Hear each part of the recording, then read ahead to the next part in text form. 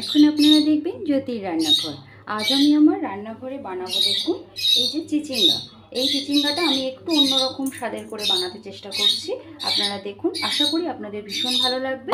চলুন আমি গ্যাসের ফ্লেমটা এবার অন করে নিই। গ্যাসের ফ্লেমটা অন করে নিয়ে এখানে কড়াইটা বসিয়ে ভালো করে গরম করে নিয়েছি। এবার দিয়ে দেব পরিমাণ মতন ভেজিটেবল অয়েল। এখানে আমি 3 টেবিল চামচ ভেজিটেবল অয়েলের ব্যবহার করেছি। তেলটা খুব ভালোভাবে গরম হয়ে গেছে। দিয়ে দেব এখানে কালো জিরে, আর দিয়ে দেব মৌরি। একদমই প্লেন। গ্যাসের ফ্লেমটা এই সময় কম করে দিয়ে দেব ছোট্ট এক টুকরো শুকনো লঙ্কা। আমি আগের থেকে এখানে এই চিচিঙ্গাটার মধ্যে একটু নুন মাখিয়ে রেখে দিয়েছিলাম। আর এবারে আমি এখানে দিয়ে দেব আগের থেকে কেটে রাখা কুচনো পেঁয়াজটা। দেখুন, পেঁয়াজটা দিয়ে আমি এটা মিনিট 3 মতন নেড়ে নেব যাতে নরম হয়ে যায়। দেখুন, পেঁয়াজটা এখানে খুব ভালোভাবে নরম হয়ে গেছে। আপনারা হয়তো অনেকেই ভাবছেন যে চিচিঙ্গাটা আমি ভাজা করব। একদমই না, পুরো ভিডিওটি দেখলে বুঝতে পারবেন আজকে আমি চিচিঙ্গার কি বানাতে চলেছি। এইবার এখান থেকে আমি ভালো করে জল ঝরিয়ে চিচিঙ্গাগুলো একে একে দিয়ে দেবো। এই সময় অবশ্যই গ্যাসের ফ্লেমটা কমিয়ে রাখবেন। গ্যাসের ফ্লেমটা হাই হিটে রাখা চলবে না। চিচিঙ্গায় এমনি জলসা একটা জিনিস, দেখুন নুন মাখিয়ে রাখার ফলে কতটা পরিমাণে জল এখানে বেরিয়ে গেছে। এইবারে আমি এটা ভালোভাবে একটু নেড়ে নেব। সামান্য 3 থেকে 4 মিনিট মতো এটা আমি এবার হতে দেবো। ফিরে আসছি 3 থেকে 4 মিনিট পর। চিচিঙ্গাটা 3 থেকে 4 মিনিট ভেজে নিয়েছি। দিয়ে দেব কেটে রাখা টমেটোটা। এখানে আমি অল্প পরিমাণে টমেটোর ব্যবহার করেছি, আপনারা চাইলে এটা একটু কম বেশিও করতে পারেন। দিয়ে দেব গুঁড়ো হলুদ, দিয়ে দেব কাশ্মীরি রেড চিলি পাউডার, দিয়ে দেব একটা কাঁচা লঙ্কা চেরা। এইবার এটা আমি খুব ভালো করে কষিয়ে নেব। মোটামুটি 5 থেকে 7 মিনিট মতো এটা সময় নিয়ে কষাতে হবে, আর একদম গ্যাসের ফ্লেমটা কমিয়ে রাখতে হবে। ফিরে আসছি আমি 5 থেকে 7 মিনিট পর। ফিরে এলাম 5 থেকে 7 মিনিট পর। দেখুন এটা কত সুন্দর তেল ছেড়ে দিয়েছে এবং এটা নরমও হয়ে গেছে।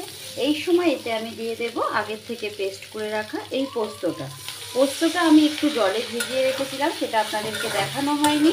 এবং আমি এটা মিক্সিতে শুধু বেটেছি, কোনো রকম কাঁচা লঙ্কা বা কিছুর ব্যবহার আমি এতে করিনি। দিয়ে দেব স্বাদ অনুসারে নুন। আমি যেহেতু এটা নুন মাখিয়ে রেখেছিলাম, তাই জন্য নুনের পরিমাণটা একটু বুঝেই দিতে হবে। আমি এখানে এই চামচে মোটামুটি 1.5 চামচ মতন নুন 3 বারে ব্যবহার করেছি। এইবারে এটা আমি আরও 5 থেকে 7 মিনিটের জন্য ঢাকা দিয়ে হতে দেব। ফিরে আসছি 5 থেকে 7 মিনিট পরে। আপনারা অনেকেই অনেক দূর দূর থেকে আমার ভিডিও দেখেন। আশা করব আমার ভিডিও আপনাদের খুব ভালো লাগে। আমাকে একটা লাইক এবং সাবস্ক্রাইব করে আমার পাশে থাকবেন অবশ্যই, এবং আমার ভিডিওর নোটিফিকেশান আগে পেতে বেল আইকনটি অবশ্যই প্রেস করে রাখবেন। আমার ভিডিও যদি কোনো ভুল ত্রুটি হয় অবশ্যই আমাকে কমেন্ট বক্সে জানাবেন, তার জন্য আমি সেটা ঠিক করে নেওয়ার অতি অবশ্যই চেষ্টা করব।